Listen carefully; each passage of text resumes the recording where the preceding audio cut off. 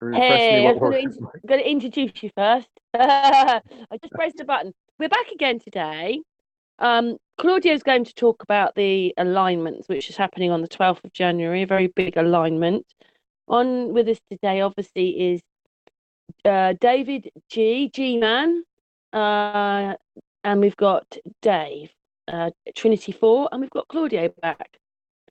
So hi, guys. Hello, everyone. Hello, hello. Hello, good evening. Good to be back. Yeah, David. only a couple of days ago. We're back again. Claudio doesn't have the longest time. Claudio's going away and he's rushing off to the airport. So, Claudio, do you want to start with what you wanted to talk about with this alignment?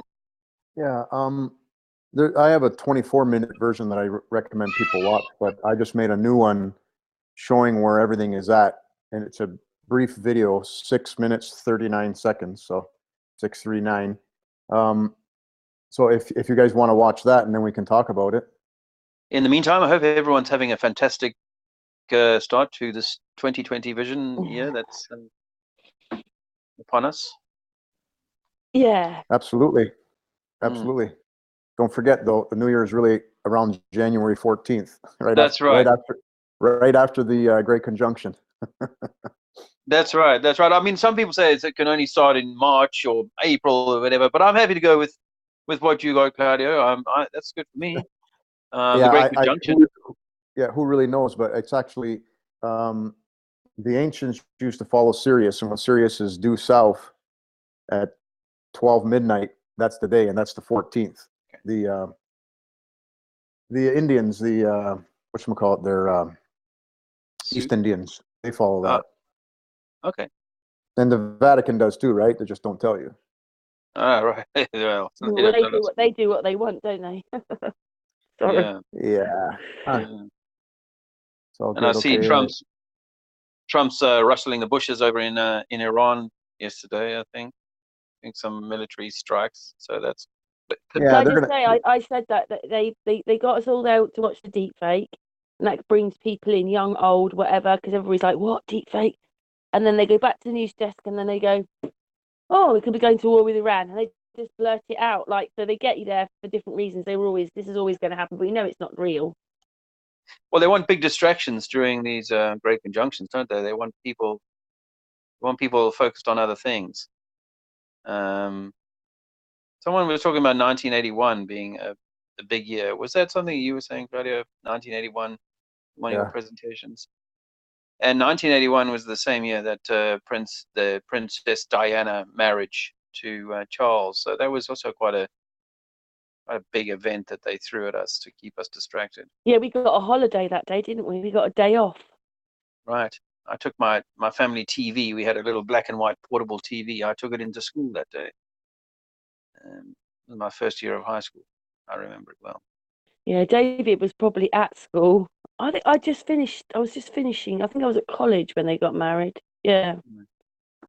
Right. There you go. Okay. David was at school. Anyway, yep, there we go. Let's put the screen on. Hang on. All to do with numbers and letters and things, isn't it? Mm-hmm. There you go then. It's all yours, Claudio. Let's look at a map with the luminaries superimposed. According to astrological charting, this is where everything is at on January 12th, 2020, 11:58 a.m. Central Standard Time. It shows a Gleason map aligned with the chart of the moment, depicting where some of the fixed stars and wandering stars / planets are. Important to note where the River of Heaven, Milky Way, or dielectric inertia plane is located. Next, we'll zoom in and place the planets. Zodiac charts don't paint an accurate picture, as the planets are placed around the outside of the chart.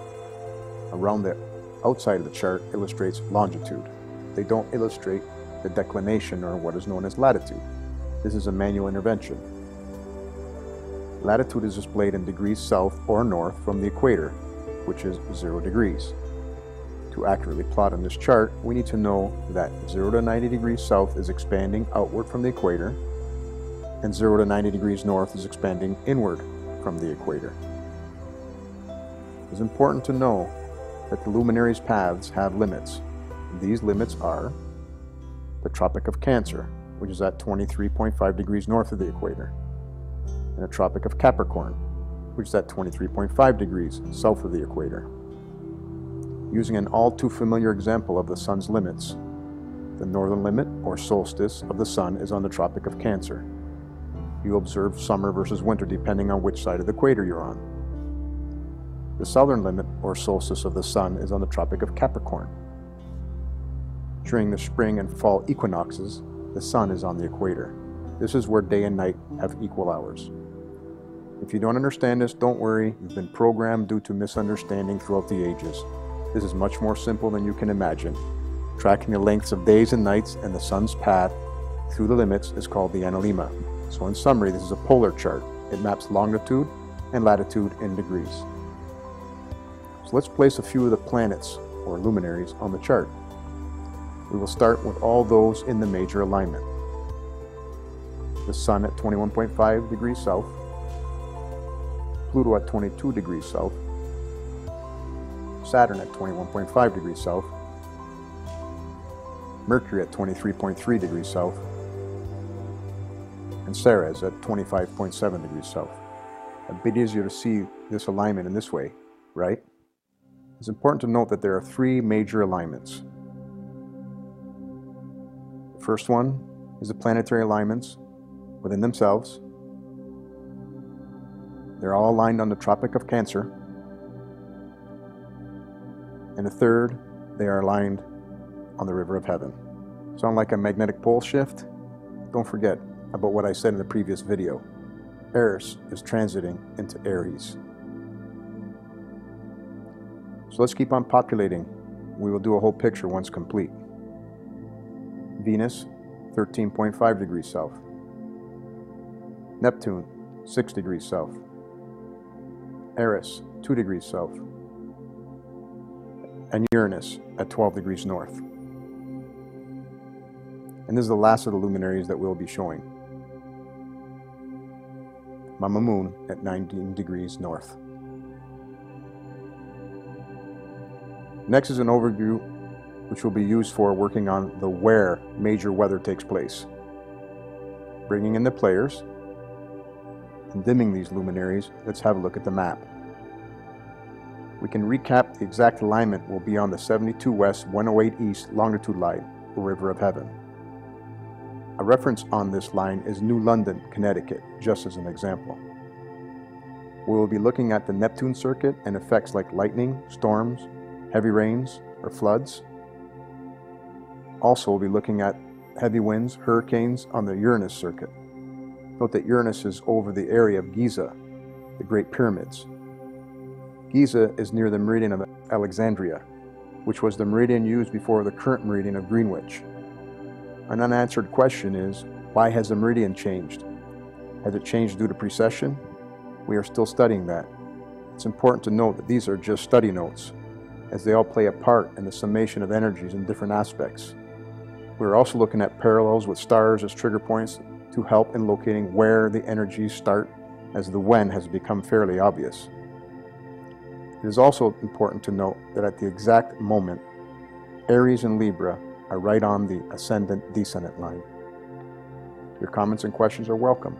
We're hoping to prove to the world that we are much more than we think we are. From a video I made on December 14th, with a follow-up video on December 22nd about major weather prediction for December 16th, turned out to be tornadoes that ripped through the mid-southern states. Again, this is preliminary research on predicting where the major weather will be, as I predicted that major weather will occur on the 16th. Notes from this video. Perhaps the moon and fast-moving Mercury play a part. How about Neptune, representing the winds of change, and Spica? Spica sits on the entrance to the underworld between Virgo and Libra, or the as below. Remember, Spica is harvest time, and Eris is Mama Karma. I wonder what is being harvested. Let me know your thoughts, as this is just my research, just doing some physics.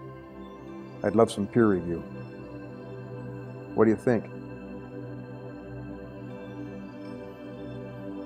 Peace and love. Words from the song Stairway to Heaven. There's still time to change the road you're on.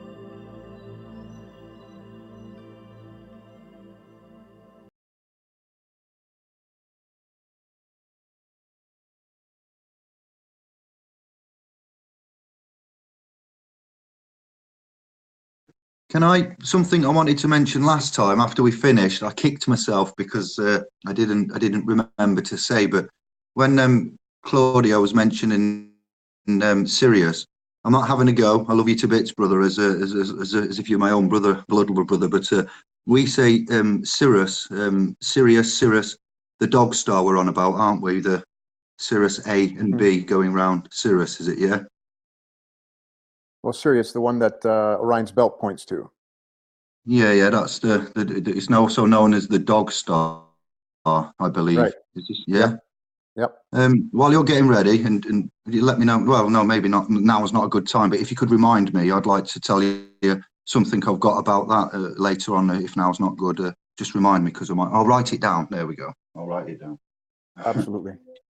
You crack on. I'll mute. Sorry. Okay, so basically, this presentation is about where the luminaries are exactly on January 12th, 2020.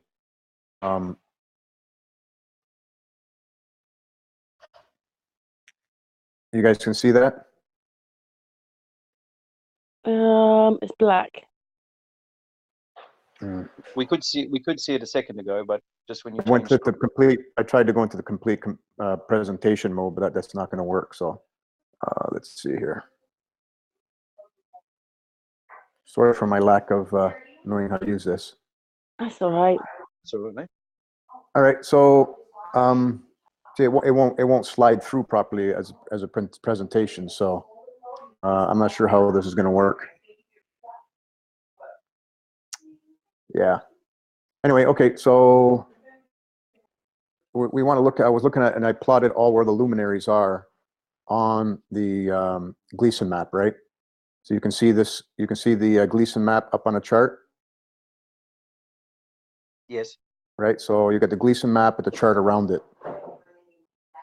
So, and then of course we know that the Milky Way is on 27 degree Sagittarius. So I threw that in there so people can get a visual of that, right? And then what I did was this screen here shows how to read the map. Where the equator is 0, heading south, right, is 0 to 9 degrees is south, and then 0 to 9 degrees being north. And then we're familiar with the different solstices and equinoxes, right? The sun will be on Capricorn, or the southern solstice. The northern solstice, the sun is on the Tropic of Cancer, and the spring and fall equinox is on the equator, right? So this is just so people can understand how you plot on a Gleason map with a chart. So then what I do is I bring in all the luminaries, and you bring them in with the latitude and longitude.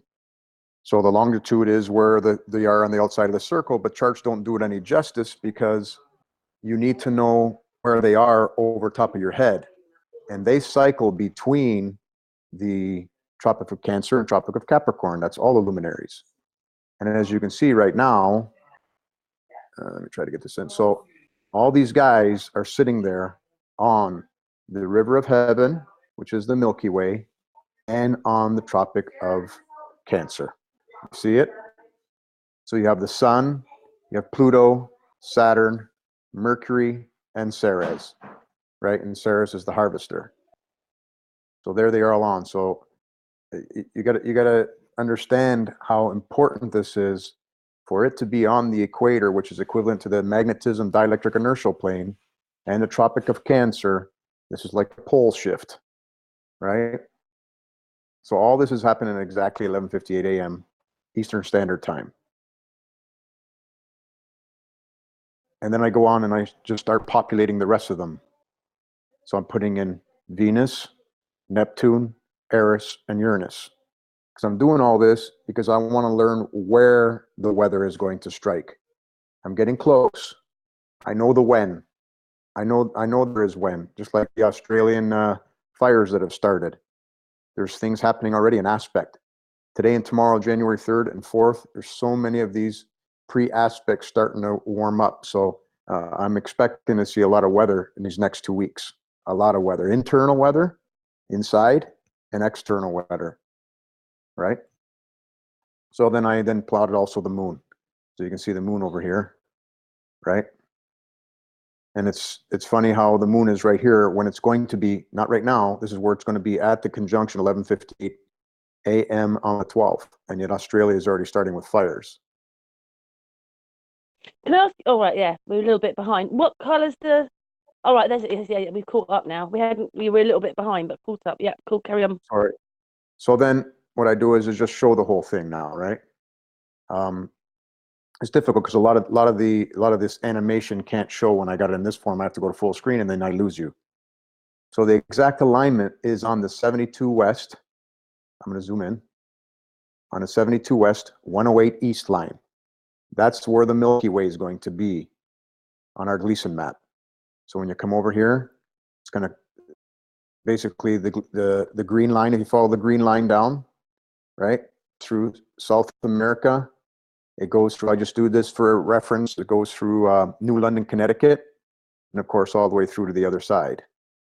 And I'm showing this is where everything is going to be at during the max peak alignment on the 12th. So studying all these, I say in this note that we'll be watching here Neptune, and we're going to watch its circuit and all the different aspects and see where the major weather is going to be for flood, rain, lightning storms. All right. I already do know that's what Neptune's in charge of. I've been watching this and I can see it. Same thing with Uranus. Uranus is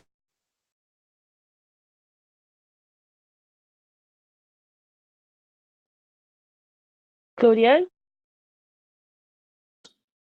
and then of course Mama Moon. Sorry, could you just say that last sentence again? It just cut you off. So say that last sentence again.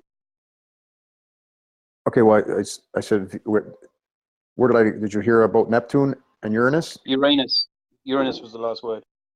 Okay, so Uranus is heavily involved with all tornadoes and large winds. And then I said, here's Eris, and then there's the moon. So these were the major players that do a lot of functions with internal and external weather that I've been able to see. So this is research. So anybody that wants to join in and help out, who's into astrology or whatever, what have you, because I can see the when things are supposed to happen. I'm starting to tune into what type of weather it is. I'm now looking for the where. And then I jump into an example that I did. Okay, this was from a, this was from a video that I did, and this animates, by the way, a video that I did on all the tornadoes that ripped through the southern states, which was right here in Alexandria, Louisiana, this red dot right there. So looking at Mercury and the moon, and then Neptune, which is a charge of winds here, right? And in line with the star Spica. See, these where you see those stars, that's exactly their latitude or their declination, they call it. So you can see there was a cross here between winds of change and Spica. Spica is related to the Ceres, which is the harvester. So all these different things, if you're not paying attention to the sky and the luminaries, you could get harvested, right? That's the whole thing. The universe wants you to pay attention. You'll always be okay, but if you're not okay and if you're that much sleeping, then you will get harvested. That's what that's the way I read it, from the premise of magnetism, metaphysics, and everything else. This is how I read what's happening, right? So there you go. And Eris right now is aligned with Spica. Moves very, very, very slowly. And that's basically it in a nutshell. I wish you could hear the video, but that's so this was on December the 14th. I predicted there was going to be major weather on the 16th. The tornadoes started ripping through the southern states on the late 15th, early 16th, but based on UTC, right, versus standard time, it's all in around that area. So on the 22nd, I did a video. It's on there explaining what I ended up seeing. So I did the before prediction on the 16th of major weather. On the 16th, we had major weather. On the 22nd, I did the summary of what happened. So we are on to be able to predict the where. The when is becoming really easy. Can I just say, the alignment, are you saying that it's only it will happen in America? Because we did have No. Miriam, the astrologer, on. It happens No. for everybody at different times of the day, doesn't it? You're saying when it happens in America. Everybody. I'm just saying it happens. Usually it happens in there's 5-6 monuments that I know of. There's Giza, there's Stonehenge, there's the Japanese triangle, there's the Bermuda Triangle, and I've seen a plot. I've asked for on one of the sites to plot every hurricane known, and they all stem from the equator. Okay, of course. Well, that makes sense. Everything is floating around doing their analimas. Every planet has an analima. You had that one brother on there, I forget his name now, Karen, that showed the analimas of the moon and the sun. Oh, Dave Marsh. Yes, that really got me thinking. That is very key to helping with predicting where they are. That along with the stars and where they at. If you go and see my video of for any of the viewers, you go see the one that I did on the first one with the major alignment. You'll see how I prove that Pluto and Saturn cause sunspots across the sun on a trine now. On a trine, 120 degrees away. They didn't have to float in front of it. That's why people can never see what's happening with sunspots, because you would think Pluto and Saturn would have to be in front of the sun to create sunspots, and they didn't. They were 120 degrees away in a trine aspect. When Eris passed by the sun, it created a sunspot. So I have all that proof in the videos with all the dates and everything lined up. So this is research. Can I say something very quickly? Somebody in South America he's American, but he lives in Mexico now. But he was reckoning as well, like if you get a sunspot in the middle of like you're doing your camera and it's right in the middle for you, you're the one that's going to get the earthquake. That's what he thought. He thought he could see that things were lining up when the dots were in the middle of the sun. For you. Yep. Yes, I had the exact same thought. Yes. And this plotting things this way is tedious and manual, but you can start figuring it out. Robert Kidner, who used to come on our channel a lot, but he does a lot of camera work, and he was telling us that's what he felt. Right, so this is 2D. You need to put this on a 3D dome, and then you can do the alignments and projections of one through the other and see where that line goes. Don't forget, this whole zodiac, all the luminaries turn around every day. So you think that there should be an earthquake in every spot. So if something triggers it, there's going to be like a lightning bolt and electrification in one spot, and it's probably, like you said, it's probably going to be Eris with something else and pointing that vectors to a certain location. I'm studying various different things with projections, looking at it, trying to get them to fit. I got to talk to Dennis, the guy that I use as app. I want him to put this flat Earth map on his chart, and then also put the being able to put the luminaries at their declination, not on the outside, because the outside doesn't give you a very good picture. You know what I'm saying? Like they're all on the outside. That's not a very good picture when they're on the outside, right? They need to be where they're at with their latitude, their declination, so to speak. And when you put it on this map, obviously it's way easier to visualize what may be happening than trying to put it on the Claudio, you need to write a new program. Furnaces. You need to write a new program. Yeah, well, it's not my specialty. That's why I'm hoping the guy that does the time nomad, Dennis, he'd be able to do it. So he promises me he's going to get to it someday. So the intent of this video is to share with people and open their minds and their thoughts, and watch the weather, help out with helping to predict, because the mainstream media is going to try to take credit for everything that's going on. I'm already predicting the weather, just that I don't know where it's going to be. But the when is becoming very, very obvious. So you need a network of people looking at the weather, is that? Ideally, we need people that that understand this map that we have in front of us, or who aren't afraid to learn about it. And I got another young gentleman who's just downloaded it, and he wants to start helping out with doing this and tracking it. He's the one that's already telling me when I do my predictions. I did predictions for the whole year. He calls me up and says, "Hey, you're right. Something just happened on this day over here." Now we're talking major weather, right? And there's no way it's a coincidence. And I'd like to digress. So what do you think that means? What do you think that means then for the 12th? Then with all of those conjuncting and together and.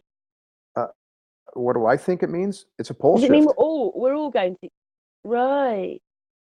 Okay. Does that mean it's going to affect everybody? No, we're all going to go through it. But the people that aren't aware are going to be confused as hell. They're going to start believing media, and they're going to start believing people that are going to take credit for it. But then Mama Karma comes in, and I'm gonna digress, but it's related. Okay, I'm gonna show you something. I got to share a different screen for a second because I did this after I had to talk with you on the last one. David said something. I can't remember which one that made me think of something, and I'll show you what it led me to. Where are we at here?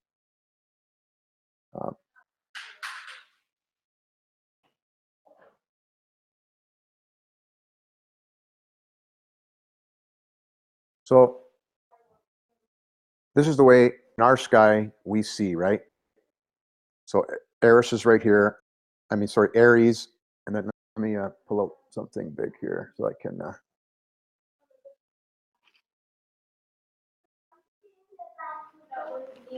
You guys can see that screen? Yeah, we can. Oh.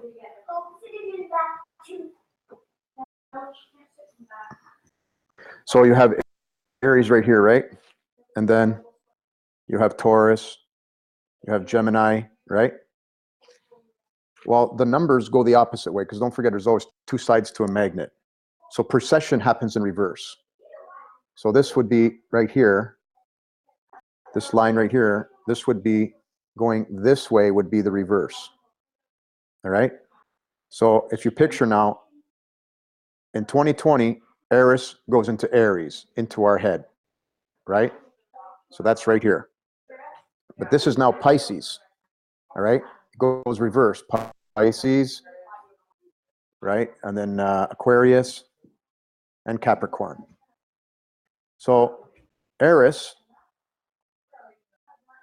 cycles every 557 years, or 46.4 years per zodiac sign, or 9.3 years for 1/60th of that circle. So in 1880, Eris was in Capricorn. I'm going backwards, right? 1, 2, 3 zodiac signs. So in 1907, she was right in the middle of the 369. Well, if you go look up the age, the birth date, and death of Tesla, 369 man, Eris was transiting through 369 during his lifetime. That's not coincidence.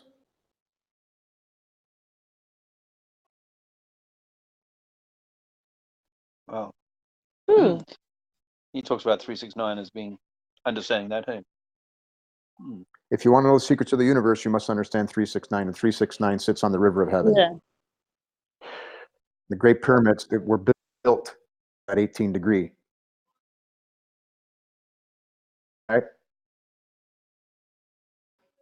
So I just have to throw that in there. There is no coincidences in life. We're supposed to pay attention.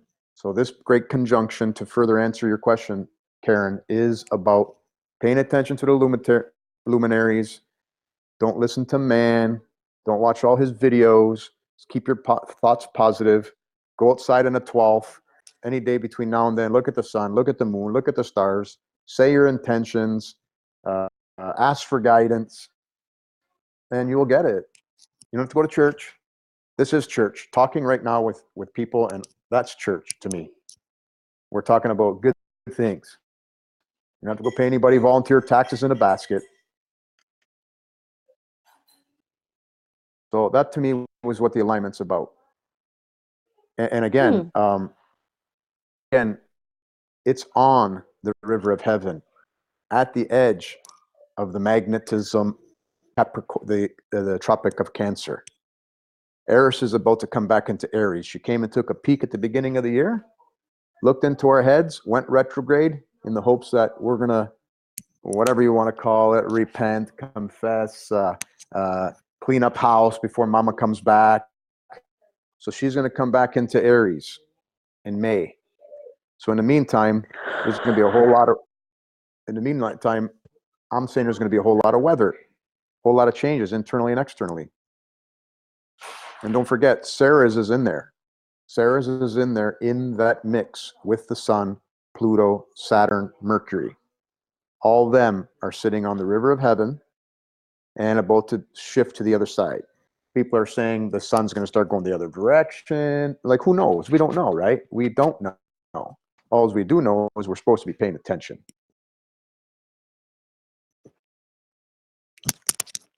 Could I say something? I'm conscious of the time. I want to just pin all of that and just say to you, if I may, I've learned some bits through Egyptian history and so forth, the gods and goddesses of the ancient Egypt. And I looked at the Isis, Osiris and Horus, the death of Set and the night, the underworld and all of that's fascinating. Repetition of the I don't know, the choreography of the stars and the choreography of the stars, the linking of the you know, the Ptah, Thoth, Anubis, Amun Ra, but Isis, Osiris and Horus story. There's a statue, there's many a statue, but there's statues of Mary and Jesus cradling allegedly Jesus, you know, but that could be also Horus. And you know, the mum there, is it Isis, Osiris? I forget which one now. I'm not an expert, but I find you know, stories of rebirth and death.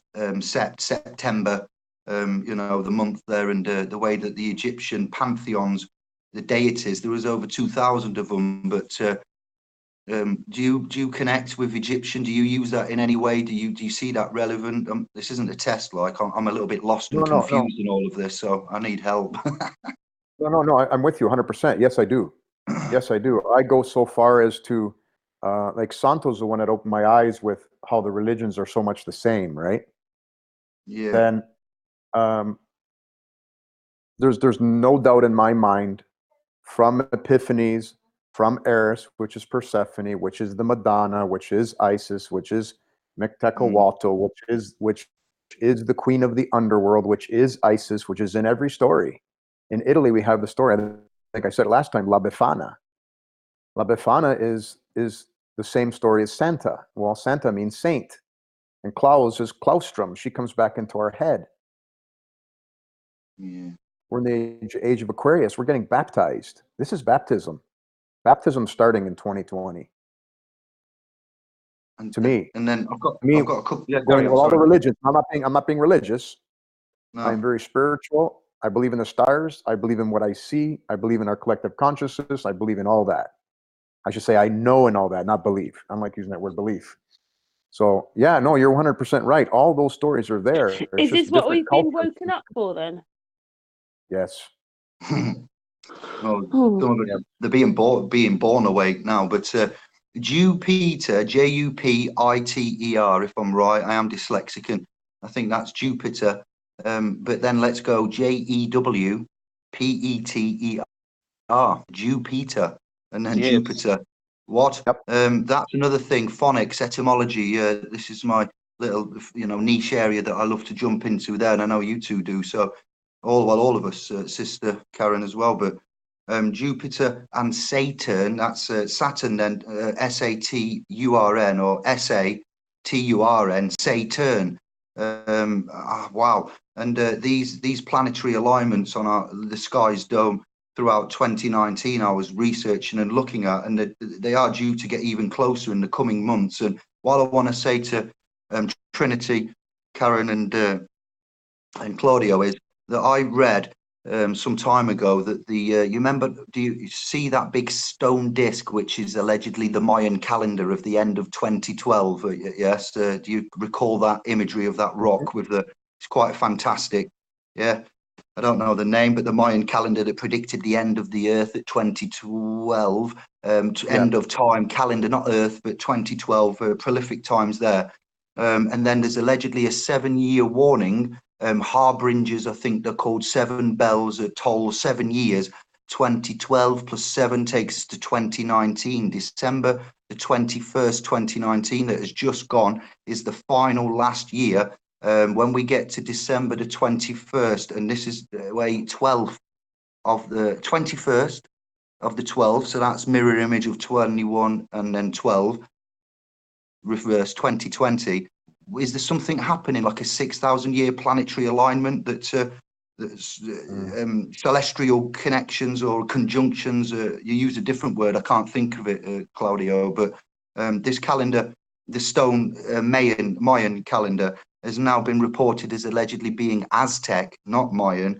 And there's something happening with the planetary alignments. It happens every 6,000 years, allegedly, from what I've found out. But December the 21st, 2020, is something happening then? Is there a planetary celestial magneto-electro alignment there, or am I remembering? This isn't a test again. I'm saying because you're on the right track. You're absolutely on the right track. We do know that the precession of the ages goes every 2,162, whatever the number is, 26,000 cycles. So then, what if you take 3 of those? It's around 6,000 something, right? Yeah, because it's 2,600 times 3. We're going from one gate, 1 0 of the swastika, to the other 0 of the swastika, right? So we're traveling through it. So yeah, if we know that everybody's predicting is 2012 was the end of an age, end of an era. It wasn't end of the world like people were professing. Right? So there is no end. There's not going to be anything catastrophic. There's just going to be weather. And you should be aware of the weather, internal, external, because I'm already following my own internal weather with sickness, and I can predict it. I could see what happened to me when I was young, when I didn't know. I predicted my stomach issue that I was going to have again, but a lot less, obviously. And I knew when exactly it was going to go away, and it went away. I didn't have to go get a pill. It goes away. So they're just trying to know that, okay, we're here for a reason. There is more guidance than we can think about. We're being illuminated because Eris has come towards the cusp of Aries. It's been in Pisces. It's been in the red shift. It's going to blue shift. So all the planets are sitting there, right there, the edge of the pole shift. People are telling me, my buddies always tell me, hey, the NASA's saying the pole is shifted by 10 inches. And I just start laughing, right? So media is talking about a pole shift because they don't know. They don't study. They don't care. They got money. They don't study. Billionaires and trillionaires aren't going to sit around and do this. No. They're smoking great big fat stogies and some beautiful cognac or Armagnac or whatever they like.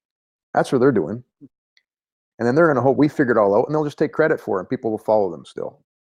But the only difference now is Mama Karma's here, lifting the veil, the 2020. Everyone shall see. All kinds of people are posting this stuff. But they're missing the boat if they're using tropical versus sidereal, because that means they're off by 23 degrees, and they're thinking this great alignment's happening in Capricorn. Well, it can't be. That's not what's in the sky. It's going to be happening in the Milky Way, the river of heaven, the dielectric inertial plane. So all those energies, the sun, Pluto, Sun, Pluto, Mercury, Ceres, those guys going over the Milky Way with all that energy at the Tropic of Cancer is going to create some electricity. It's going to have to. So I don't know what to expect. I'm putting it out there that expect something. expect something. And it could be all beautiful. You know what I'm saying? It could be all don't think they're beautiful. going to use it for one of their horrible days, do you? Oh, they're not going to do anything to anybody. I don't think they ever do. We do it to ourselves based on perception of what they tell us. So when I say they, it's just media is entertainment.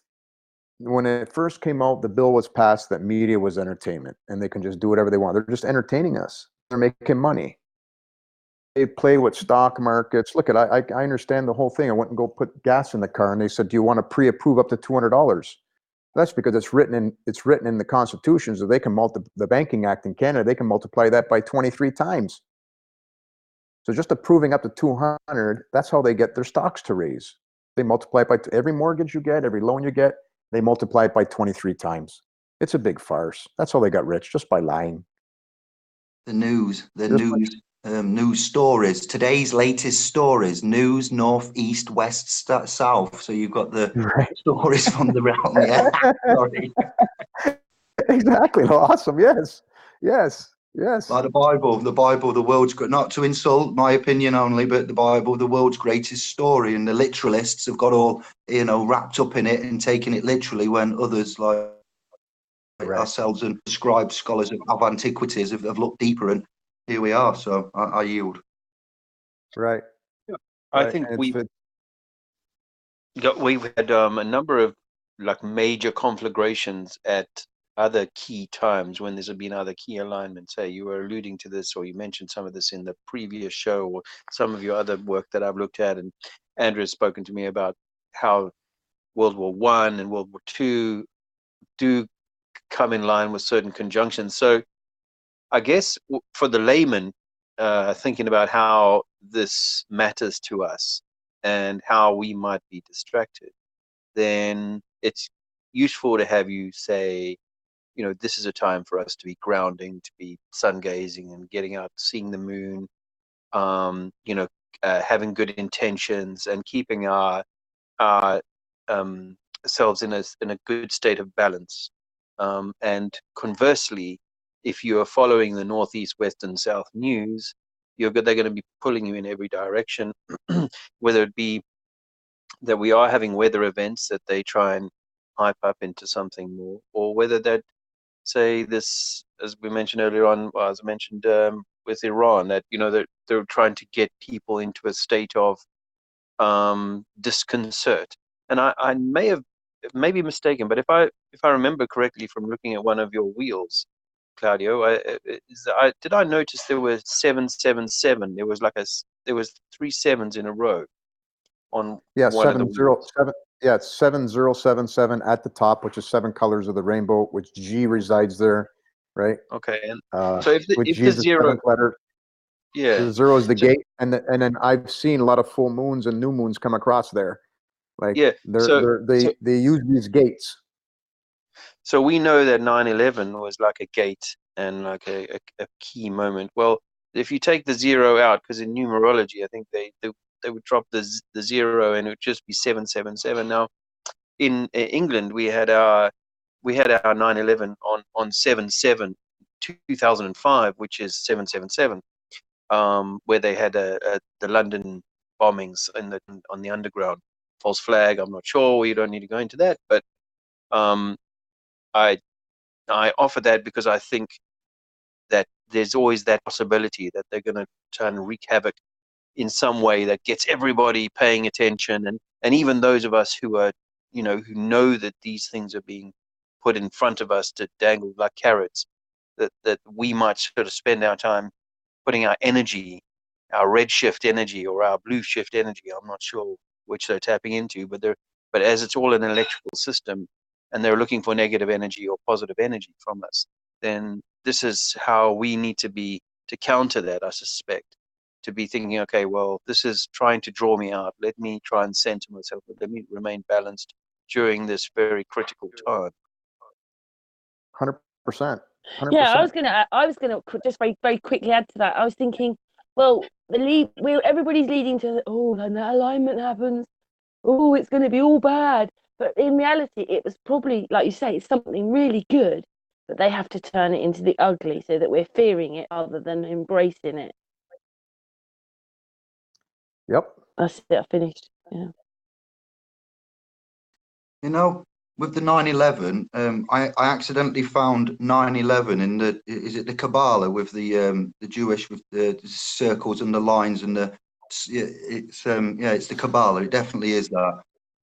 There is a IX and an XI that can be, there's many patterns that can be made from it, but when I was looking and researching, you've got IX, and in Roman numerals, X is the 10, say 10 mark, and you've got the I previous to the X, which means subtract, doesn't it? So that would be 10 minus the 1 IX, 9, and then you've got the XI, which is 10 plus 1 because the I follows the X. So 9/11 in the Kabbalah as well. So that number I just like to bring out is come to me through that imagery there. There's DNA and all sorts in it, mathematics galore. But when I was looking at tetragrammaton and tesseract and the grammar and language, and that, it's a mad journey what you go on at 3 in the morning, isn't it? When you're some nights, but the numbers are there. 100%. 100%. I just did real quickly. You can see on the where 911 is over on the left-hand side here, going through this cycle of 60, which is change, right? So you got 9 meaning change, 1 meaning start manifesting, start thinking your good thoughts, because you're going to get what you want. If you're thinking in not good thoughts, you're going to get them. God powers. Be careful what you ask for. That's why I always use positive words. And when I want to say somebody is not good, I just put the word not in front of the word good. Because not is zero. At a time like at a time like 9/11, am I over talking someone? So I was going to say, at a time like 9/11 and 7/7, we are looking outward to our government, to the government, rather than inward and within the system. So it's like we're giving away our power. We're sort of petitioning the government to protect us and all that sort of thing, rather than, so we're giving. I don't need to explain that anymore. I'm sure you guys all get what I mean. 100%. 100%. We are all manifestors. We are gods. We have the ability to create via our godlike powers, and God is 6-9. It's magnetism. You have the ability to manifest. Everybody. So you got 7 billion manifestors, and they're all manifesting government and good societies, and so everybody's getting what they want. Now everybody's waking up, saying, "Well, wait a minute. No. You guys are getting way too much. You guys are stealing from us. You guys have taken advantage of us. We don't want that anymore. We want the following," and now it's switching for us. And our ability to manifest is multiplying with the so-called global warming, because the lights are turning on now. Mama's coming into the head. Don't forget, all this, most of this illumination of people and epiphanies and everything else is really ramping up with a whole lot more people. You see the young ones are more talented. I mean, sports are more talented because they can manifest what they want. So that's because Eris has been going through Pisces for the last 40 years towards Aries, towards the pole shift. So she comes back into Aries in May. So she goes direct right before the major conjunction on the day before, on January the 11th, 111. And then the 12th is That's my when triple one. I keep seeing the that. great alignment happens. Sorry, I like them numbers. I keep seeing them. Look at they're important. The 111. Look at the 111 there. Left-hand side of the screen right there. 111. You can't make this stuff up. You cannot. It's all beautiful alignments. Our path is right in front of us. Again, it's a labyrinth. Go with the flow. It's so much easier. And always don't let anybody put an image in your mind that is not positive. You don't think they used that to start something on 9/11 and it's finishing on the this date, the 12th? 11/11. That's when you'd want to do it. 11 of the first. If you want to distract people, it would be that day, perhaps. on the 11th. Right, it's going to happen anyway. It's going to happen anyway. There's people will automatically, because they can get more hits on their YouTube page if they put all kinds of crap in there, right? That it's the government, it's Satan, it's Baphomet, right? They get clicks, they make profit, they make money. They don't realize that they're going against what Mama Karma wants. So you got away with it before. You're not going to get away with it so much anymore. It's over now. It's over now. Lifting the veil. The veil has lifted, and she's not even in our heads fully yet. And she's coming into 1011. Those that wake up, though, really wake up, understand that astrology is a lot more important and numbers are really important. They just are, even if you're watching. Right. Astrologos. So, I mean, it's all there now. Our life path is based on this circle. Here we have Eris, Persephone, the Madonna, riding that circle. She did it with Tesla. She did it around the 9/11, right? 9/11, there was things happening that were outside of course, I believe that the Twin Towers went down because they're a Tesla coil. They absorbed all the energies from the hurricane that was out in the ocean that nobody talks about. And the transits that I look for and the aspects were there that day when that building came down. The energies knocked that thing down because it got overcapacity. They used the hurricane somehow, the kinetic energy of the hurricane. Right. That was built there, whether they know it or not, or whether Mama Eris did it to try to wake us up. I don't know. Don't forget, they're controlled by the same luminaries. So this all could be just one big, like they say a hologram, learning experience, how to become better people, better gods, better whatever you want to call it. So all this is here. It's there. It's in black and white. The whole path is there. The saddest thing is, those that understood all this eons ago would have been celebrating this day coming up, wouldn't they, one way or another? Yes, yes. And they'll go, oh, by the way, don't go over to South America because there's going to be some weather. You know what? You can fit all 7 billion people in North America. 7 billion people can fit in North America with a half an acre each. I thought it was actually. I thought it was if you look at the size of Texas, you could put everybody in Texas and give everybody 5 acres or something. That's how few people we are, and how big Texas is. Yeah, Texas is like 170 billion acres or something from memory. So yeah, it's crazy. Okay, but regardless, it's like we don't need much of the earth to populate us all. So no, but this is like a warning then, or this is like a preparation. We should be. This is like your preparation. This is your clarion call to say there's something exciting happening in the stars, and your soul should be in your attention should be in the right kind of alignment to take the best from it. Yep, I'm past my. It's 4:20. Look at that. They're all patiently waiting for me to jump up and get in the car, so I'm gonna have to cut her short here. I apologize. Claudio, thank you so much for joining us. Just to say to everybody, we're having this hangout a bit earlier because Claudio's going away, and he's away on the 12th, so that's why we've done it now. But he's off to the airport. So a really nice time. Have a great time. Yep, absolutely. Yeah, thanks. Thank you so much. Thanks. Maybe I'll be seeing some weather in South America. Because you've already been somewhere else. You've been somewhere else, jumped on the hangout, and now you're jumping in the car to go to the airport. So thanks very much, Claudio. No worries. Safe travels, brother. Safe travels. And did you say in Italy? Yes, Italiano. Where my family is Jeremita from Sicily area. So have you got some Mediterranean genes in you there? Yeah. La terra è piatta. Absolutely. La terra è piatta. I went around Italy shouting that for a few days last week. Bless you. Safe travels. Good for you. Safe travels. Thank you. Yeah. All right. Cheers, thanks, Karen. Thanks, we'll see you when you get back. Appreciate Have a nice time. You. Thank you. You bet. I'll keep in contact. Okay. Thank you, Claudio. Bye. Bye. Oh. Yeah. 21 in London. Oh yeah, 21:21. Yeah. Oh.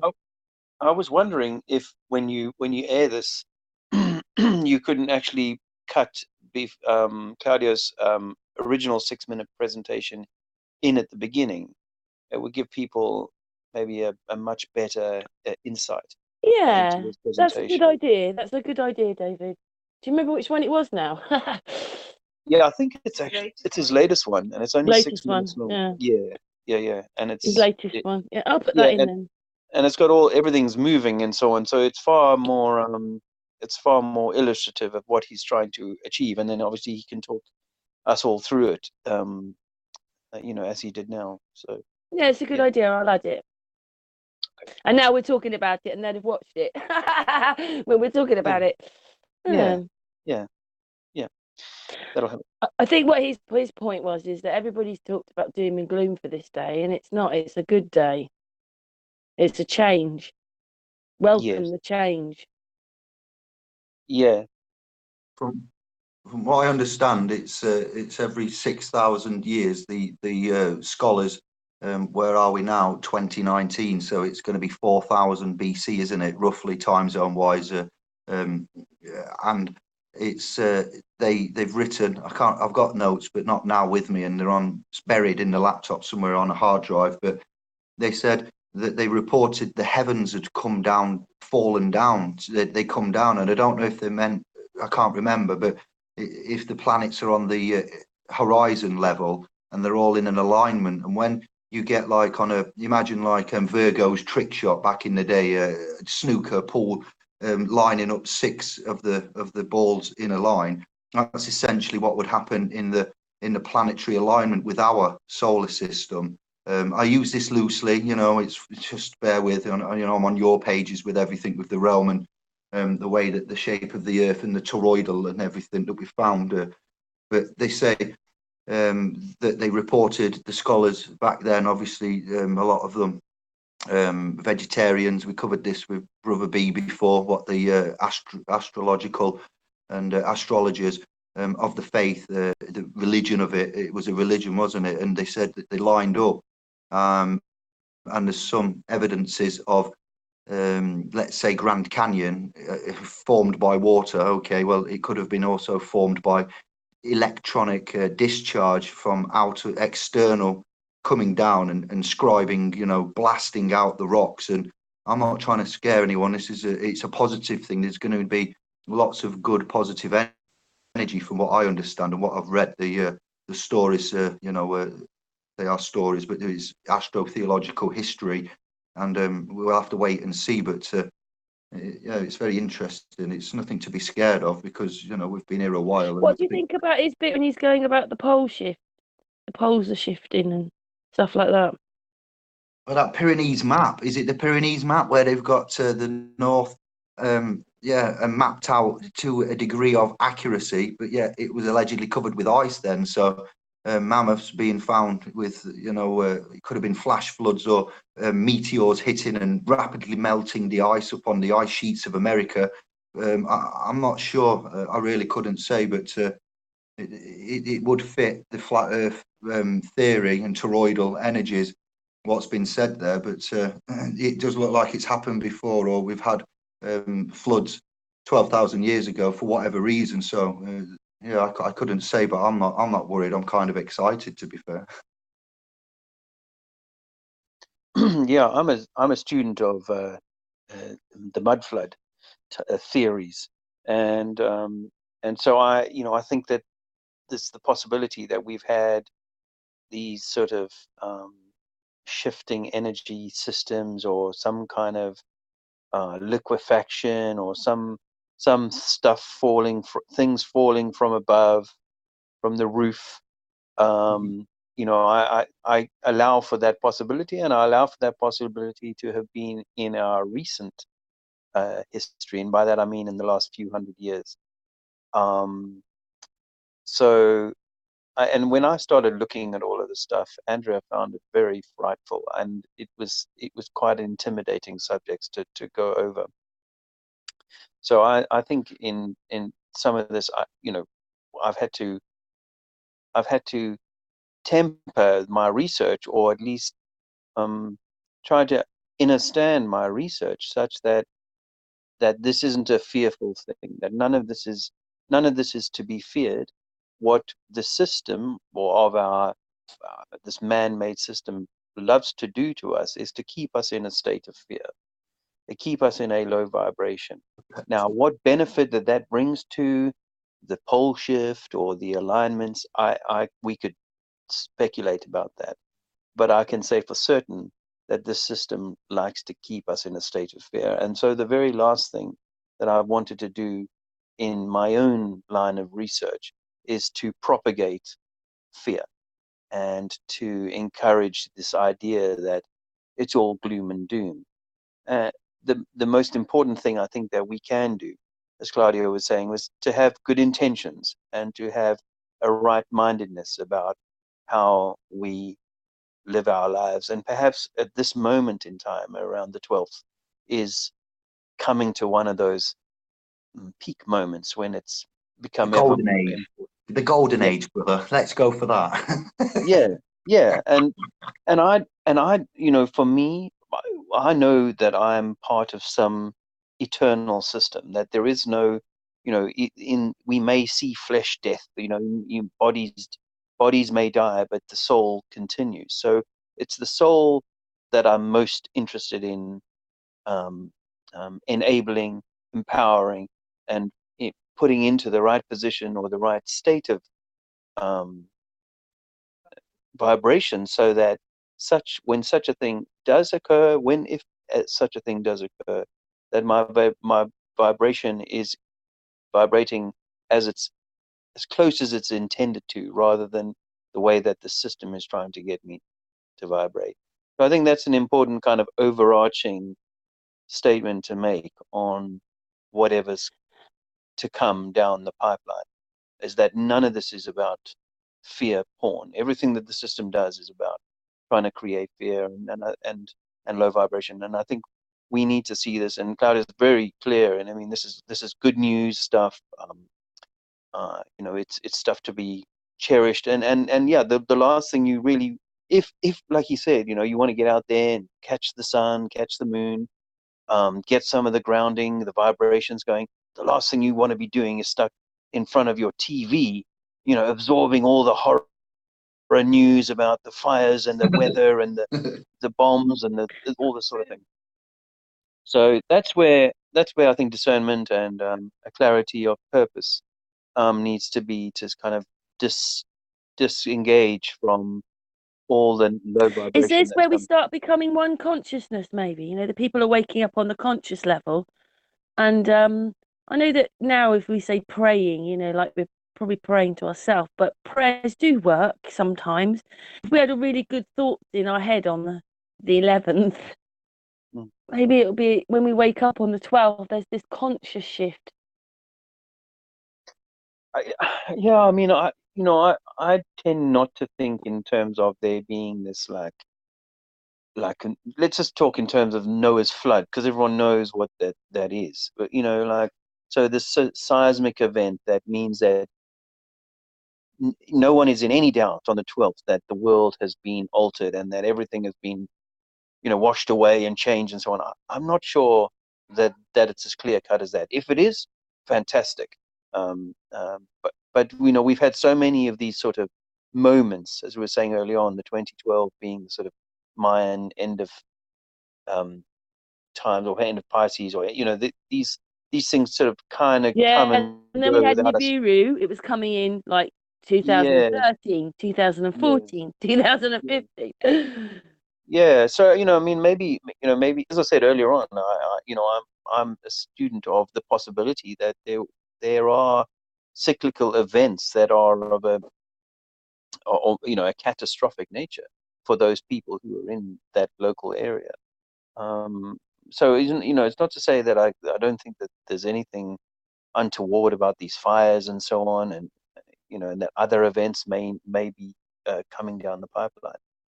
But yeah, I mean, is it going to be that, well, you might as well have sold up all your stock and, you know, got your tins ready and your inflatable craft and so on ready for the 12th?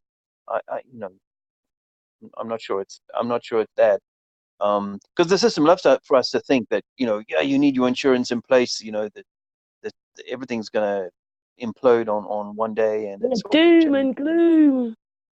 Yeah, and I think, as I say to Andrew, I think that if that's to be the case, then along this road we've become like Noah, but Noah spelled with a K, Knower, to be a knower of what's coming. Yes, I like that. I remember Josh doing that one. I like that, the fact that we don't even realise that. It's not knowers like that, it's canoers. Yeah, and I think I think, oh, nice to hear that other people are thinking along the same lines. And I think that that's really what I've been trying to become, is a knower of what we can know. I know And it a all. and a knower that actually our creator, this creation has got us, that we are part of something infinite and beautiful. And that if, worst case scenario, the mud falls on my roof and or the ice blocks that say will fall from the sky, falls on my head, then I'm at least I will have done the work on my inner soul that I was meant to do. And if there's a reincarnation cycle, or if there's a cycle that goes on after that, then that will be what's meant to have been, played out. So I no longer have no fear of death. I want to live this life as richly as I can and as long as I possibly can. And I live I try and be healthful and so on, and I have a young family, as most of you know. So, for me, it's a beautiful thing for it to continue for a long, long time. However, if that's not to be the case, then at least I've done the work of the knowing work that this system has spent so much energy trying to stop me from ever knowing.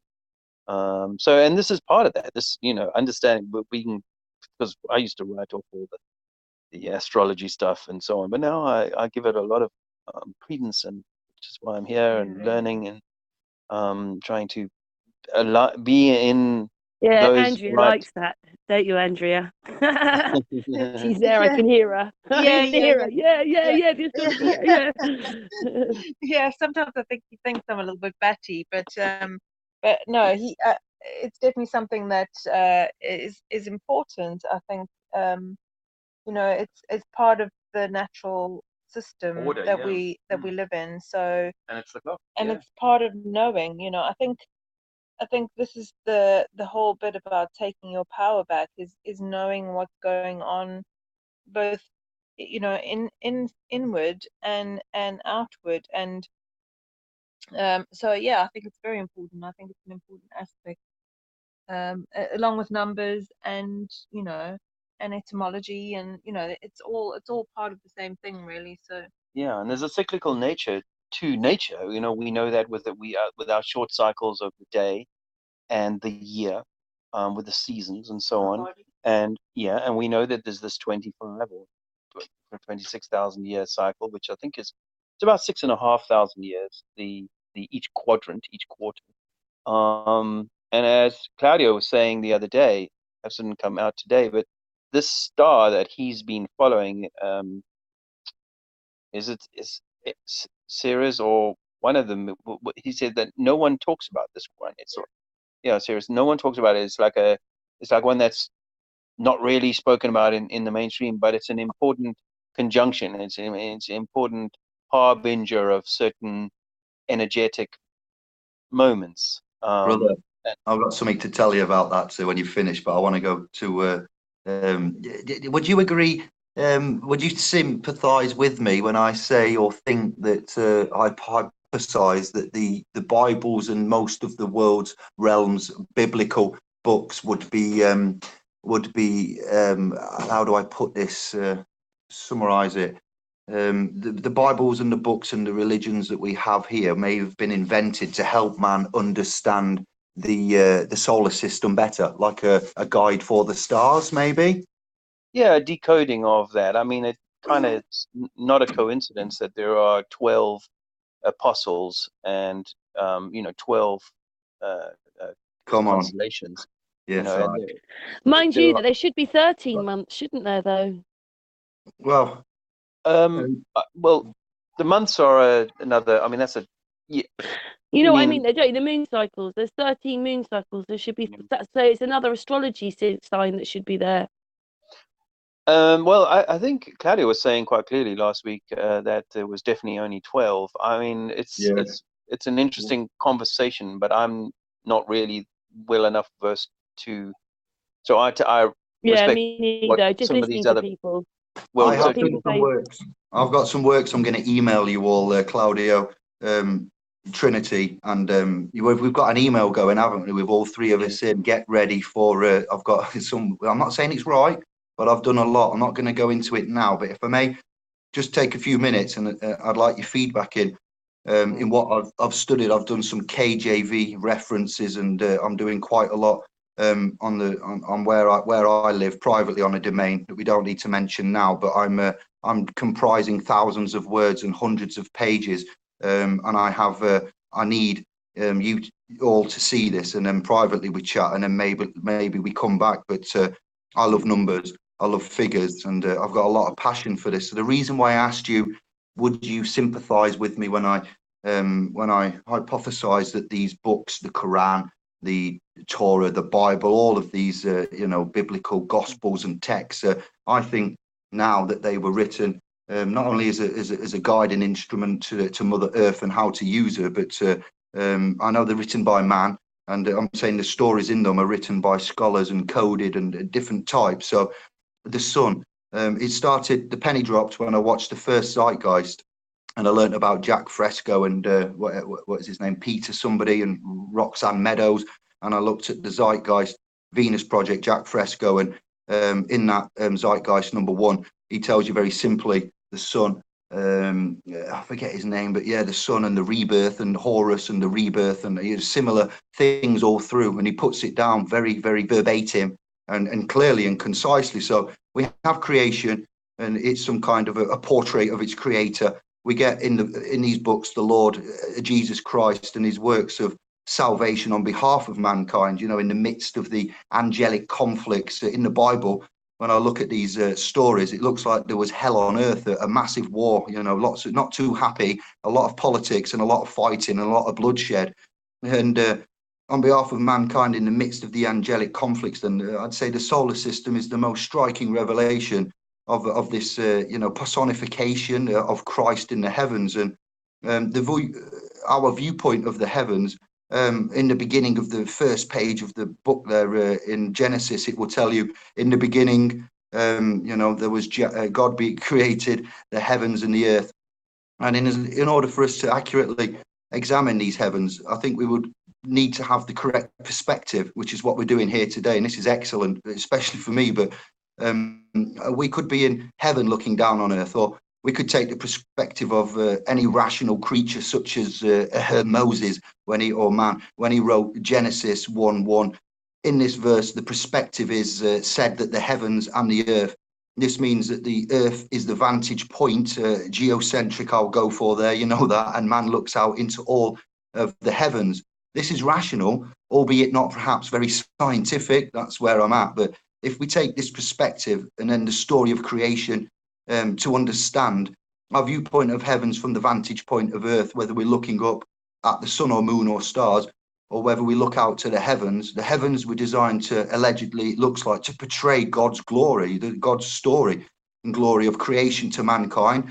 The earth is the center of the universe from man's perspective, and possibly rightfully so. I don't think this is arrogant for me to say, or for others to have said, but recognition of the purpose of creation in the first place. It is important to look at the right direction for truth, is what we're establishing, degrees of motion, degrees of, which is, I get a little bit lost there, but I'm following. Okay, well, let me offer you something, because my story is that I had a lot of religious study as a child, as a youngster. I shunned all of that. I did say to my preachers when I was a kid, I said, that the Bible is telling us that the earth is flat and motionless and all these things. I read all of that in then. And then when I did find a flat earth in 2015, I went and bought a Bible again, thinking that, gosh, after all this, the Bible had to be right, because, I'd read flat earth as a kid. So And then I was like, oh no, this is still about sun worship. They're still trying to direct us at sun worship. Now, where I'm at now, and I know that sometimes this is a little grating on certain friends' ears, but I now say that I think that we are the sun. We are the Christ. The Christ is within each of us. And so to come back to the 12 apostles and then the 12 zodiacal signs, then if you think about the Last Supper, the image of the Last Supper, what have you got in the center? You've got the Christ figure. So if you think of yourself as the Christ figure, and then you've got these 12 zodiacal characters around you, then you've got a sun and the moon, and the sun and the moon are your own, you know, your interpretation of the sun and the moon is your own interpretation of that energy. So that puts you, if you think about the clock, it puts you as the spindle right at the center of the clock, with the sun and the moon being the arms, the hour arm, and the minute arm being the sun and the moon. And then you've got the 12 key points, which are your major astrological signs. So that's how I think of it now that we're having this conversation. I did mention a clock last chat we had with the planets and certain things there with the hour and the minute, and you've just done a different one, which is equally as exciting to me as what I proposed on our last chat. I won't repeat because it's already on the video and download, but you are, I like that. I also was forced to go to Sunday school. I was involved in it as a son back then, as a minor. My mum dabbled because of domestic violence and the old bill not doing anything. She I won't go into it because it's personal, private, family stuff, but it wasn't pretty in the late 80s when ladies got drunken men abusing them, and the old bill turned up, and it was classified as a domestic disturbance, and they'd walk away again. So my mum obviously got fed up with drunken men being able to, I loosely term this, I'm not embarrassed, it's a fact of life, tins of kestrel and man's fists I got, quite a lot of, because I was trying to stick up for my mum, and I even had a go at the old bill back then, the officers, sorry, I see that now, coming through this, my mum went to different religious groups to try and find safety and homage and peace, whatever. And I also read and saw quite a lot, but I've kind of blacked it out. But as I'm learning again now, it's flashing back to me. Trinity, it comes back in little shots, and I'm like, oh, it's embedded in there. But I didn't do it, by choice. It was my mum leading us to try and salvage some kind of harmony in the family. Oh, well, that sounds like one of those tough old stories, my friend. Well, in terms of the clock, right? Well, this is just shooting from the hip here as we go, but in terms of the clock, when you start to study all of this, people are interested to know where you were born and exactly what time you were born. So, if you think of our flat Earth also as a clock face, and then you place yourself, because normally a spindle would be right in the center, but because we're born at different places on the sort of face of the Earth, then the distance you are from certain energies or certain stars and constellations at the time of your birth does apparently have quite an impact on your own vibration and your own self. So these are just to expand on that idea of the clock face. And so yeah, for me, the 12, that's why they have all of this. There's so much encoding of this in our world. And so coming back to your original point, Dave, thinking about it, isn't it, what you're just saying about astrology? If everything has to line up with the stars and the planet, or the planet, the wandering star, then actually you see how important it all is, and it's like the last thing that's ever taught to you. And in fact, all they say is load of rubbish, and hippies like it and stuff like that. If you know what I mean? Oh, it's rubbish. Yeah, and load of rubbish. Yeah, and they give us that new newspaper version of these sun. things, and they kind of minimize. They kind of minimize it in that way, and it doesn't have the divine. You need to know exactly where all the stars and the planets are to make the birth chart. Yeah, and of course, all of this really only works right on a flat face clock. I mean, how does it work on a globe flying through space? I would think, imagine that people who, who are in that arena would love to hear. You would have thought they would love to hear that actually it's all, it's all, we're on a clock face, and it's the hour, it's the minute, it's the hour hand and the Yeah, minute Dave, hand that's you're moving right. around you. People don't want to learn anymore. You do, Dave does, Claudio Mm. does, we all do, we do. But that's how they've made society now, not to learn anything. Here you go, that's the answer. And nobody, oh, that's all right, we've got it all now. We don't need to know anything else. Yeah. No, I say the Bible is like a handbook for us. It's like a user's guide to understanding, and all of the books are very, I think they've got extremely useful, vital information on them. But what all of these books do is that they seek to put like an intermediary between you and the clockmaker. And Manuscript, the script of man. If I may interject, because we've kind of sidetracked, I'm holding my breath, like waiting for space to come back. But I need to say, yeah, you're right. Everything, when I do my law research, and I've done this trust and equity, and I'm looking at vehicles and bits of paper with numbers on are classified as vehicles, and what we're uncovering here, everything we are given by the academics is backwards and upside down. The medicine, as you find in the technology, we're 100 years behind minimum since Tesla, when you've mentioned him. It really annoys me. We've still got combustion Yeah, engines. I want to know what happened to us. Like I said, we've talked about this, but this Brighton, the first aquarium in the early 1800s, the train in the sea. They had an Eden project going. Like windmills. There was all this.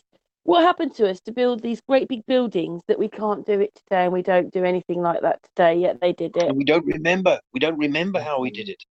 That's the key. It's one thing to say we've got these beautiful buildings and this tech that was once around, Yeah, but people don't nobody remember. remembers how we did it and who did it. So there is, it But you begs know the how they question. do it, don't you? Because, like, for instance, on research on Sun and Moon artists, you went and looked stuff up, and basically, hard copy, you could find that Flat Earth was there. It was like magazines, seminars, and these people called like the Flat Earth Society, but not that one. He died in the 90s. Him and his wife had this great big library. He used to go on shows and be mocked. And whether that's true or not, we don't know anymore with the media, do we? But they were mocking him. And then his whole library got burnt down. His wife died, and then he died. It was a bit sad, really, the end of it. But that was up until about the say, like 1997. And then because they omitted Flat Earth for like 20 years nearly, we'll just say 20 years, it's a bit less than 20 years, or maybe about 20 years, people then say, oh, this new thing, Flat Earth, what a load of rubbish. But it wasn't. They just omitted it for 20 years. Everybody forgot. I think it's more than likely that most people thought we lived on a flat Earth in the 1800s. I think they try and what they do. They'll say, "Oh, look, we have this globe that was, presented in 1550 or something like that." But that's one globe that 20 people have seen, perhaps. And the idea that you could then just overnight get people just across the plane to go, "Oh yeah, yeah."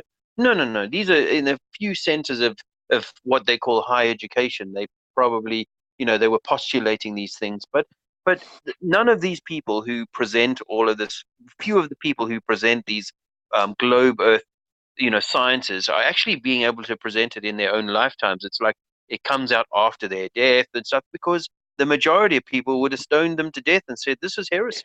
What We you're don't telling know us now, about living though, on the do globe we? is heresy." Imagine when I those think that people were waiting for those visions of the moon. Imagine what a lot of them, are we flat? Are we round? It meant maybe a lot more, but they don't show it to us like that, do they? They just show us, oh, look, we landed, the Earth's a planet, yay, let's move on. They're not showing us how the people felt, whether the people were talking, what they were talking about. They've omitted all that, and that won't be in history. And the thing that I saw was when it's like whoever wins makes the history. So it doesn't matter that there was a load of history before. They've just sort of, like a chess game, but this is, they've wiped yeah, all but that off, started yeah, again, and lied about it and put it all back, lying. yeah. Because What they they do won though, and they wrote it then. remember what they do is like the 1930s, 1940s. They've already kind of got all this. The youngsters, the 10-year-olds, the 20-year-olds, they're all reading comic strips about space and so on. So by the 1950s, that they've got the space program, this is these youngsters. This is their wet dream coming to true. Now they're going to space, and by the 60s, of course, they're actually on the moon. So they're now 40, 50-year-olds who are going, yep. My space, all the stuff that I imagined when I was a kid reading my comic strips has now come to real, and they love it. Which is why all the kids today, they get pounded with space, Star Trek, Star Wars, aliens, all that sort of stuff. They pounded with it by 10 years old, so that for them, this is just the realization. And I was kind of along that similar track, I suppose, but this was just like a realization of their dreams as kids. The only people that have seen it are the people who are lying to us about it as well. Do you know what I mean? It's not like you saw it and said, hey, look, I did go on the rocket to the moon.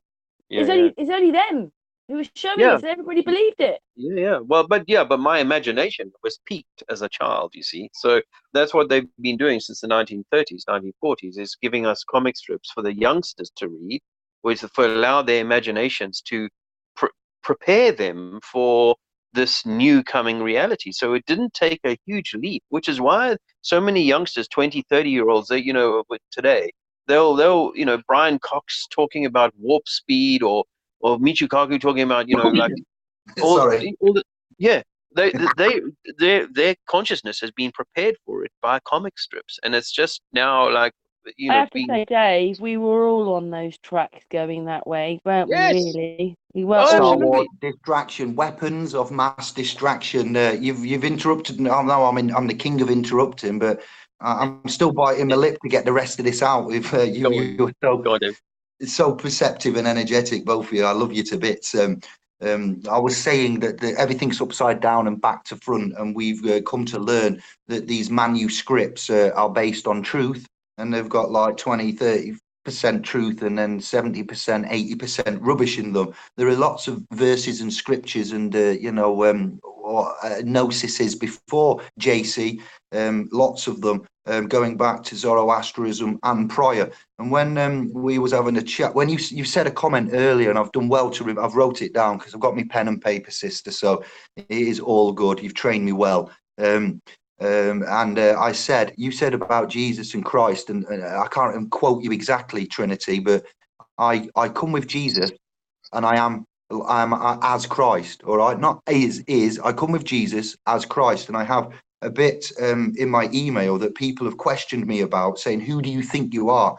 I don't think I've sent you an email with the full footer on, because I'm not that arrogant just to send it all the time. But when it's needed and in the line of the trust or something that I'm doing, or communicating with government or offices, I'll let them know whom has sent the email, and I have particular color inks and whatever on the email. But at the bottom, it will say that something about sovereign, King of Kings, Prince of Peace, and things like this that I've taken from such things as Timothy 6:15-16, chapter and verse 6, and then 15-16 in Timothy.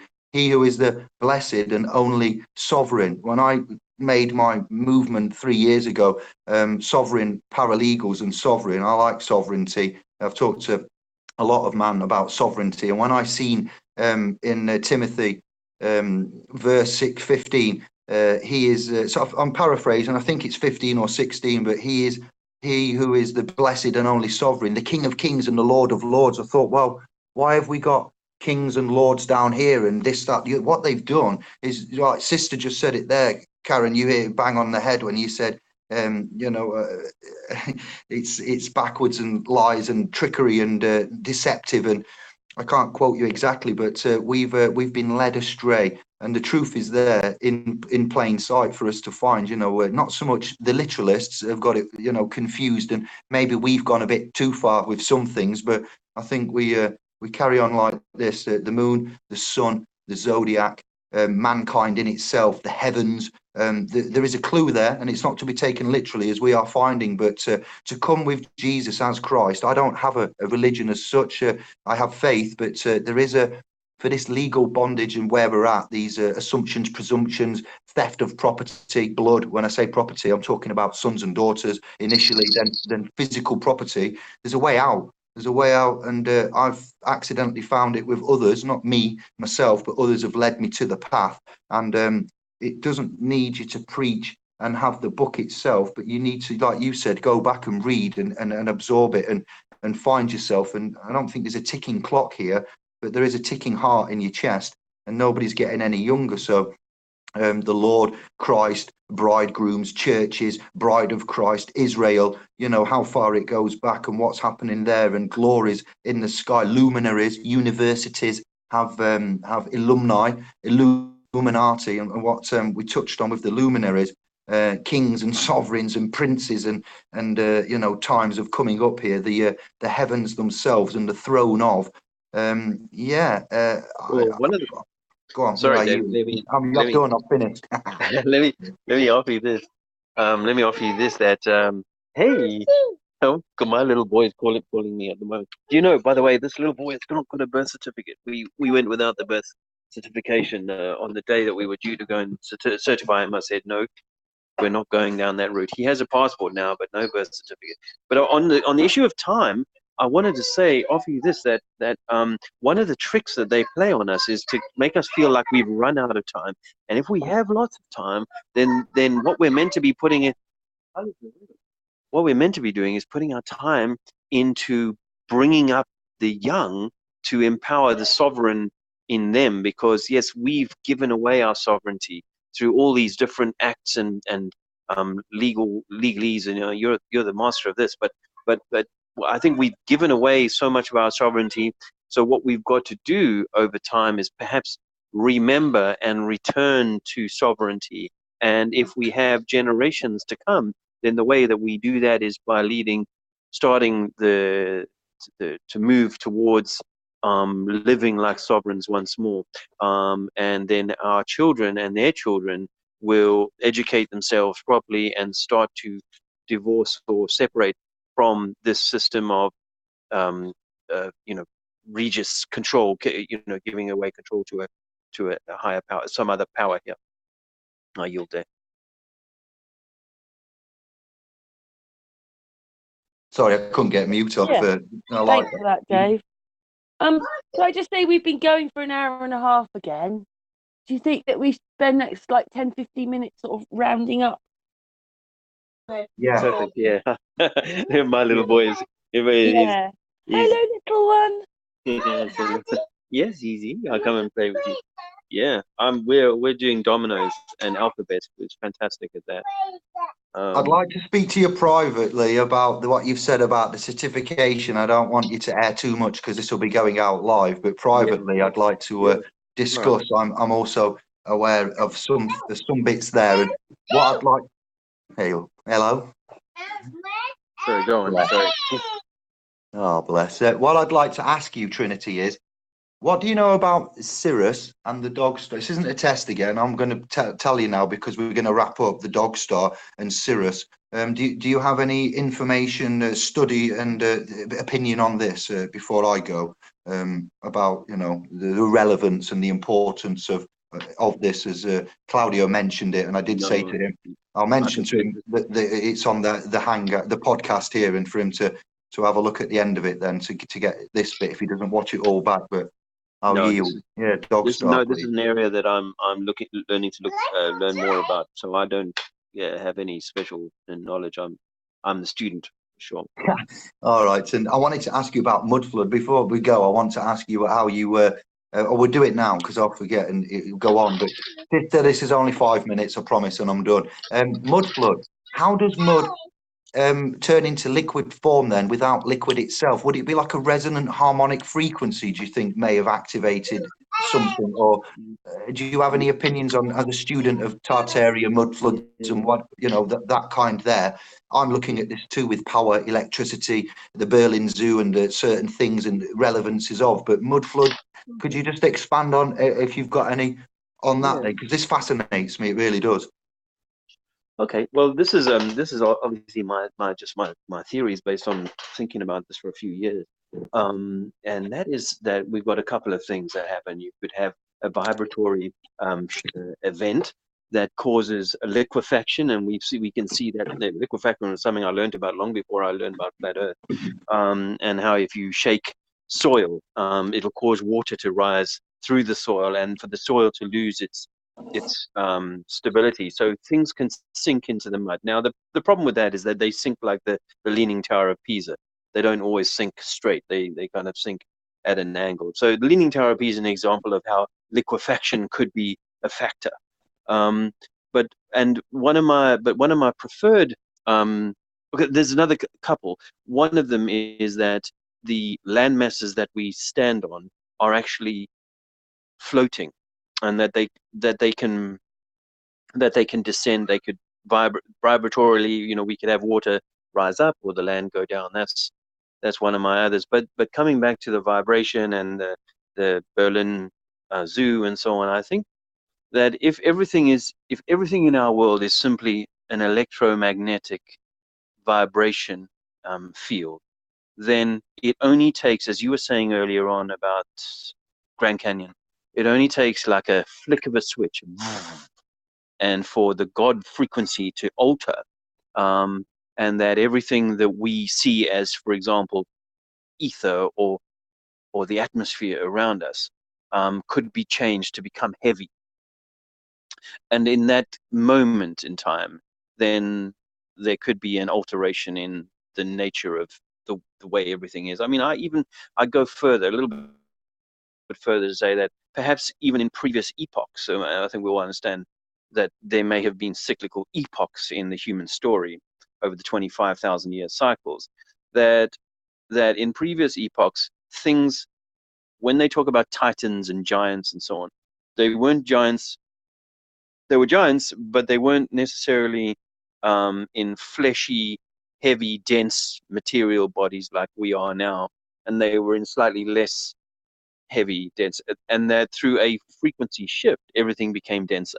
So there's those guys who look into fantastic stuff, that they look into how some rock formations might be former giant animals and so on. And I think that if that's true, then they were what we would consider to be like a ghost. They the whole world was sort of operating on a different frequency, and so we're heavier now, denser now, which is why we're much smaller now than we were before, because we can't grow so big, because our bodies are so heavy and dense. Even an elephant, as big as it is now, might have been mammothly bigger, but it wasn't as this sort of 5-ton or 10-ton beast like it weighs now. It was of a different frequency.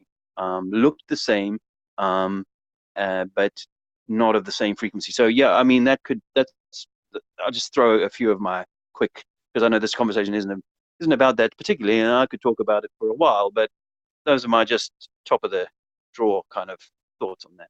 Respect and appreciated. Much love for that. So I'm looking at the vibrationary standing, linear, non-standing cymatics. I've been doing it some time, and it's just fascinating. So there's a man, a brother, Greg of the Braden clan estate family, who talks about the divine matrix and the divinity of the particles, the atoms, the vibration, the human body being atomic, atom.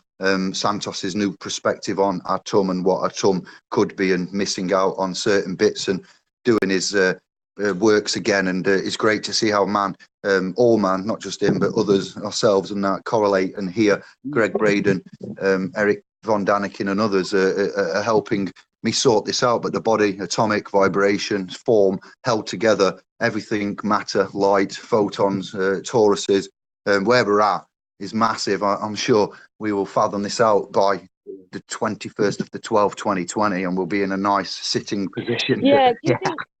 Do you think, just like as we're going to be finishing this hangout, we started off with that alignment. Do you want to just your thoughts on this alignment yourselves as we're finishing? Dog star. I want to mention the dog star. That's all for Claudio's benefit, if I may. And yeah, I've already done I've given you my knowledge on this. I've almost exhausted it. So the dog star, it started with me, and Matthew in Sheffield showed me this village, Africa, the Dogon tribe, and I'm like, okay, Dogon. Dave, are you outside? Yeah. That's it. He's muted now. Go on then, David. Sorry, Dave. Carry on. Yeah, it's fine.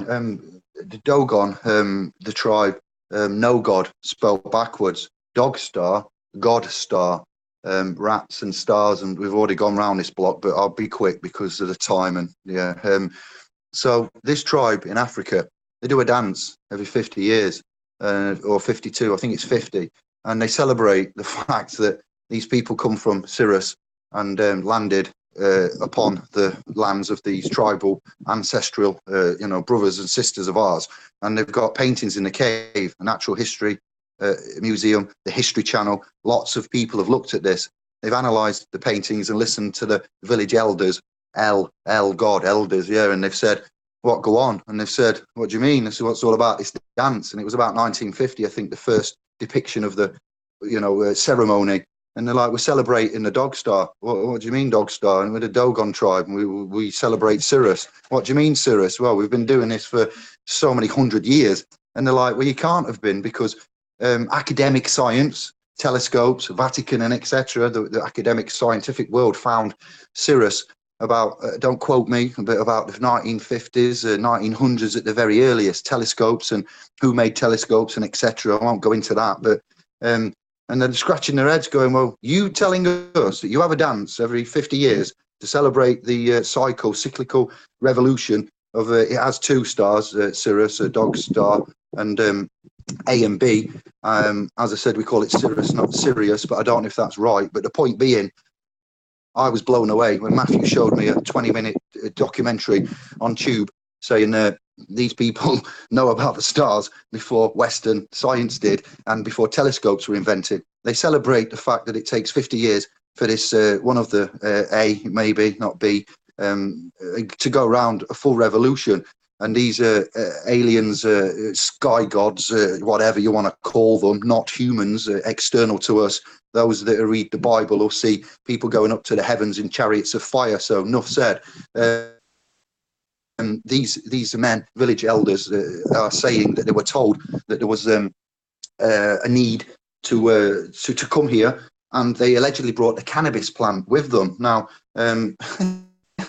what that can do, the plant itself heralded for the cure of many, terminal diseases. I won't go into that now, but planetary and man's linkage to the stars, fantastic. You cannot argue with this, carbon dated, and evidences that have been brought to us. So Dog and God is the Dog Star, the God Star, Dogon, no God, 50 years celebrating, and no telescopes before we even had telescopes. And I'm like, this is unreal. This is just baking my brain at 2 a.m, Matt. How did you find this?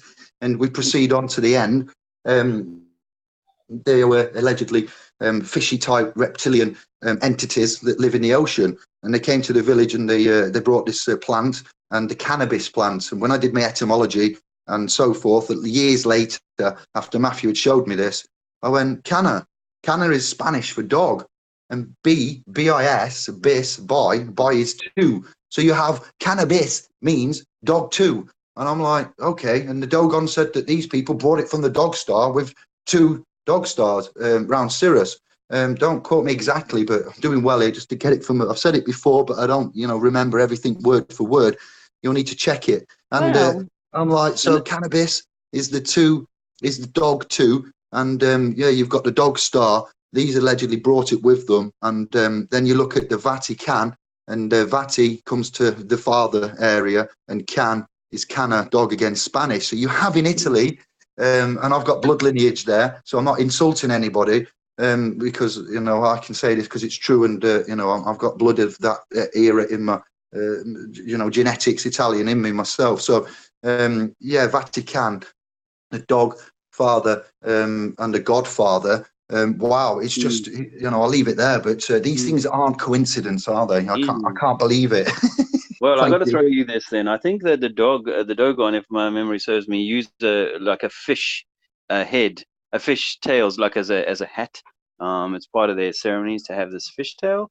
But yeah. some research I just want to just pop in here, which is slightly off, but also it might be connected, and that is that in Central Africa, just above the equator, in Tanzania, that kind of region in the world, I was doing a little bit of digging at Kilimanjaro, because Kilimanjaro is an interesting mountain. It's the world's tallest known freestanding mountain, and the highest peak on Kilimanjaro, the highest, and we, most of us I think that our mountains were perhaps something else. Perhaps they were trees in the past, but even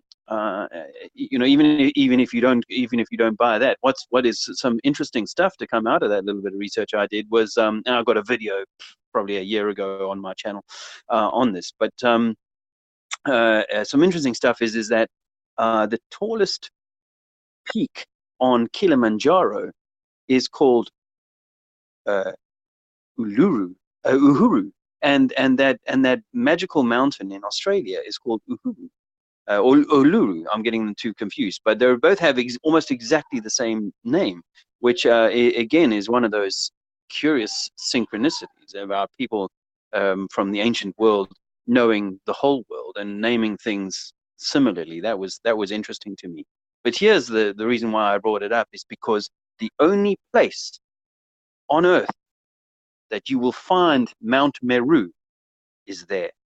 There is a Mount Meru right there at Kilimanjaro, and the neighboring mountain is known as the Mountain of the Gods.